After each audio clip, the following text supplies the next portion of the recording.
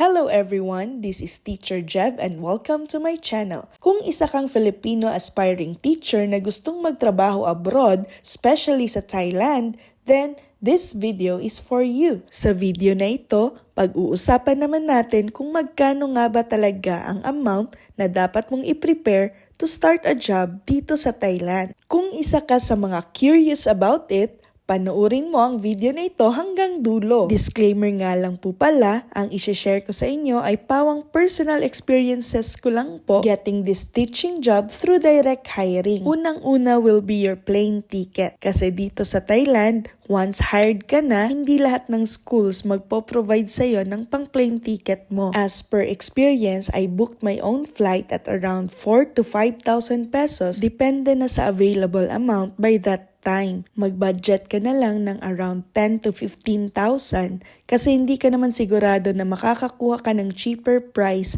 by the time na hired ka na dito. Isipin mo na lang na investment mo yan, total sigurado naman ang work pagdating mo ng Thailand. Pagkalapag mo ng Bangkok, babiyahe ka pa ulit, depende kung saang province yung school mo. Dito nga pala kami sa Yasothon province, from Bangkok, bumiyahe kami ng about 8 hours for 500 Thai baht, around 900 pesos. Meron namang mga domestic flight from Bangkok, pero around 1,500 to 2,000 Thai baht, so about 5,000 pesos din sa atin yan. Well, bilang nagtitipid kasi hindi naman tayo agad-agad makakasahod, mas pinili ko na lang sumakay ng bus. By the way, in terms of assistance, pag nandito ka na, hindi ko masyadong mabibigay yung details kasi iba-iba naman yan per school. Nagkataon lang na dito din nagtatrabaho yung ate ko, kaya kabisado ko na yung lugar kasi nakapagbakasyon na din ako dito. One of the main reasons kung bakit mas napadali or napabilis yung aking application dito, so best and safe option pa din kung may kakilala ka na dito na magre-recommend sa'yo to apply for the teaching job. Kasi they can easily give you the Facebook page or email ng school or ang link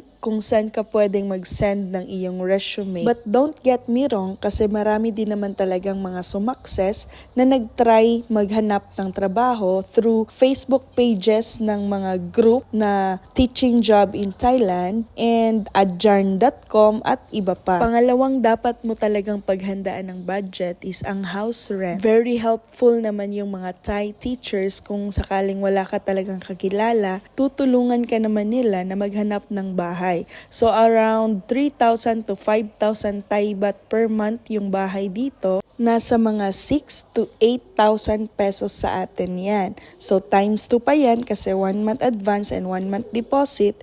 So around 16,000 for the house rent.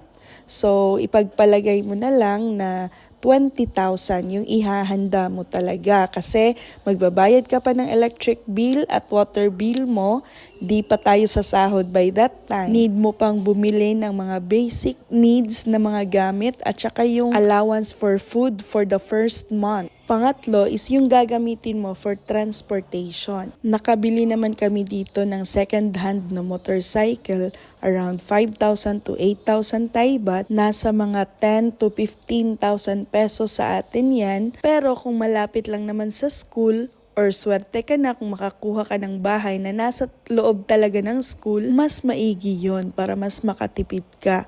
But since dito sa amin is necessity talaga na merong at least man lang may motorsiklo, so we have to really purchase a motorcycle. Pang-apat is meron sila ditong tinatawag na cash guarantee amounting to 18,000 Thai baht or about 35,000 pesos. Ibibigay mo ang amount na yan upon signing your contract, pero makukuha mo naman yan pag tinapos mo talaga yung kontrata. Pang-lima na pinaka-importante is yung budget mo for the visa and work permit process. Magkano nga ba ito? Yung non-immigrant B visa is around 2,000 Thai baht, nasa mga 3,500 pesos, plus yung allowance and hotel accommodation mo for 3 days.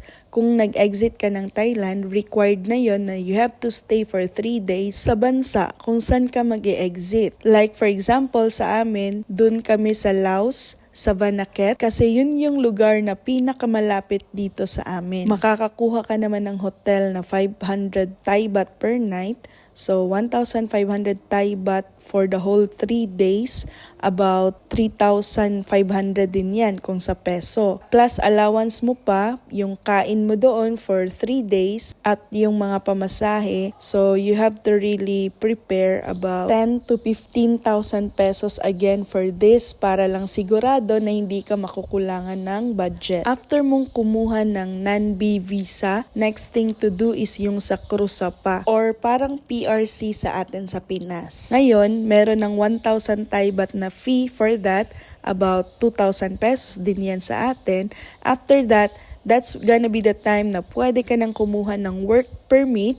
And yung work permit is about 3,500 Thai baht din, about 7 to 8,000 pesos sa atin yan. So all in all, about 100,000 talaga yung ipiprepare mo, or kung kaya mo namang gawing 150,000, why not? Para sure ka talaga na hindi ka makakukulangan ng budget until makasahod ka for the first month. Again, ito yung estimated total budget kung direct hiring yung proseso. I cannot give you the details kung agency kasi hindi naman ako naka-experience nun. So that's it. Kung may mga questions ka pa, feel free to ask and comment down below. At kung nakatulong sa'yo ang video na ito, baka pwede namang makisuyo ng isang like and subscribe ka na din para updated sa mga latest videos. You can also suggest kung ano yung mga topic na gusto mong gawan ko ng video. Thank you so much for watching!